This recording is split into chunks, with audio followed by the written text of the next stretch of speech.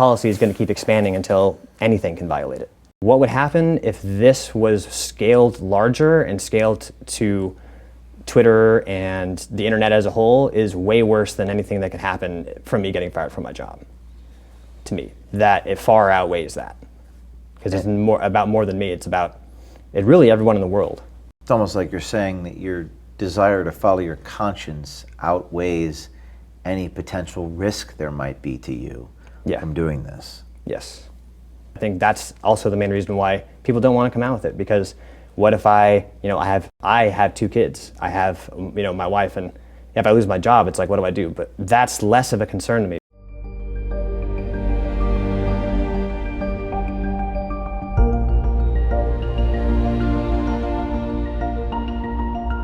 What do you think will happen as a result of your going public? It's going to lead to a general distrust in the general public of Facebook, even more than there already may be. And I think that a lot more people are going to be concerned about what's going on behind the scenes on their social media platforms.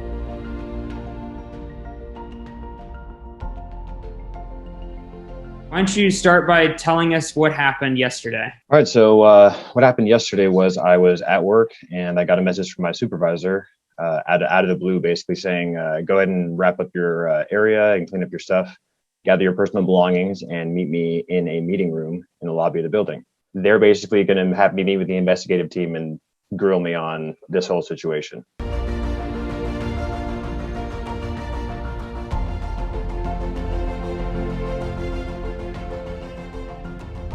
Facebook uses classifiers in their algorithms to determine certain content to be what they call vaccine hesitant, or they call it vaccine hesitancy. And without the user's knowledge, they assign a score to these comments that's called the VH score, the vaccine hesitancy score. And based on that score, will demote or leave the comment alone, depending on the content within the comment. Our Facebook insider is a data center technician who leaked us multiple internal documents detailing an algorithm test being run on 1.5% of Facebook and Instagram's nearly 3.8 billion users worldwide. The goal?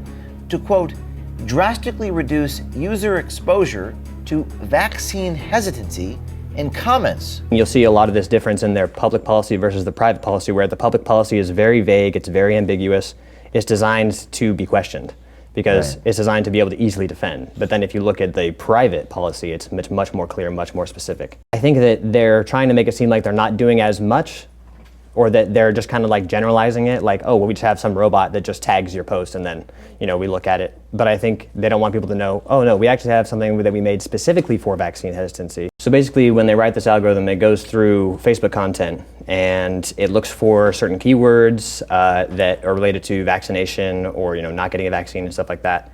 And it gives it a score, and the VH score means vaccine hesitancy, which is defined as being hesitant to get a vaccine, but not just like, well, I don't know, it's even, well, I saw a study that said that someone died that got the vaccine. That's vaccine hesitancy. So this is a beta test. This is all a beta test. Right. And how big is this beta test? They refer to the test size as 1.5%. I'm not exactly which pool that pulls from, but I think it's comments on authoritative health pages. You seem to think that they've already rolled this out. Why do we believe they've already rolled this out? In one slideshow that they have, they call it their weekly progress tracker. They actually lay all this out in a chart, and you can see, you can look at the slides, they go by date. So we've got here, COVID-19 vac safety and efficacy, global, currently global, 13 languages, Facebook plus Instagram. C-19 vaccine, global, currently global, 66 languages. And the very first thing that brought me to the conclusion that they wanted to do this globally is they were developing it in as many languages as they could get their hands on. So this is like a product launch almost, Facebook. Yeah. In their last quarterly report, they reported 2.79 billion people on Earth use some kind of Facebook app. According to these documents, Facebook tiers users 0 to 5 and a score 0 to 1. Can you talk a little about this tier system? Yeah, so basically this is what they're using to structure how they're going to judge this content on a scale to how vaccine hesitant it actually is, or if it's explicitly discouraging. In my opinion, the main reason why they built this was for the human, what they call raters, so that they can use this as a reference so if the algorithm can't make a decision on a certain post, it'll send it to a human rater. And then the human rater looks at it and they will make a decision on whether or not it's vaccine hesitant or not. So we have tier 2, indirect discouragement. And what happens when you are a tier 2? Basically, your comment is going to be suppressed. As to the scale of that suppression, it's hard to say. We have to look at like a case-by-case basis. But what they're saying is it's going to get, they call it a position change. On some of these comments, you can see it'll say position change 7. And I'm not sure whether the 7 refers to like a 7% or if it's just like 7 positions down in the comment chain. So it's suppressed. Yes. But we don't know the extent of the suppression. Right. And we've heard shadow ban, we've heard deboost. I have not heard position change. Facebook has not been shy about combating vaccine hesitancy, as reported in their own press release dated May 11th of this year. However, what they say publicly in their own policy doesn't scratch the surface of what is written in these internal leaked documents. If I read this correctly, Facebook is saying it doesn't matter if the story's true so long as it doesn't cause people to hesitate getting the vaccine? Or what's your read on this? The borderline vaccine framework, shocking stories, potentially or actually true, events or facts that can raise safety concerns. That post was done by a user, and they've taken a screenshot and observed it as part of the tier system. Right, yeah. What about this gives them alarm? How is this not scary?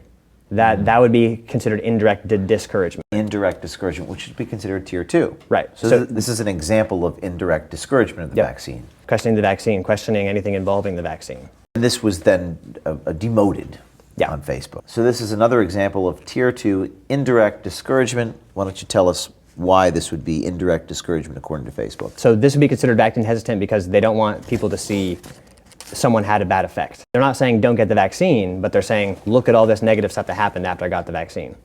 So they're reporting facts, but truth doesn't matter. No, because it doesn't match the narrative. So, Interesting. And the narrative being get the vaccine is good for you, everyone should get it, and if you don't, you will be singled out. Right. As an enemy of society. From the internal document, content pointing to the vaccine adverse effects reporting system, data that suggests extreme risk without providing full context. Full context. What do they mean by that? I think so, like in the previous comments, like she said, during this study, 653 people died, and then they don't put the rest of the study in there. It's like, okay, so you want me to write like a 10-page comment? Right. What's full context? What is another ambiguous term? If they saw a study from someone they didn't like, would they say, well, that's not the full context because A, B, C, D, E, F, G? Ultimately, it seems like any facts that escape a particular narrative are omitted, demoted, deboosted, Absolutely. Banned, Yes. considered dangerous to society. Suppressed in any way possible. Where do you think this is headed? Does it get worse from here? Yes. How so? I think people accept it, and they see people like Twitter, Facebook, Google, and stuff like that. They see that this is accepted by the public, and then they go, "That's like a green light." To be like, "Oh, well, we can go ahead and do this more." So not only are we going to start doing vaccine stuff, we're going to spread it to everything. So we're going to start saying, "Oh, if you make a post that could put somebody in danger, or it could compromise someone's safety, whatever that means, then we're going to go ahead and look at that and assign that a score of some unknown classifier. Who knows what it could be?" They're trying to control this content before it even makes it onto your page, before you even see it when you're scrolling on your phone.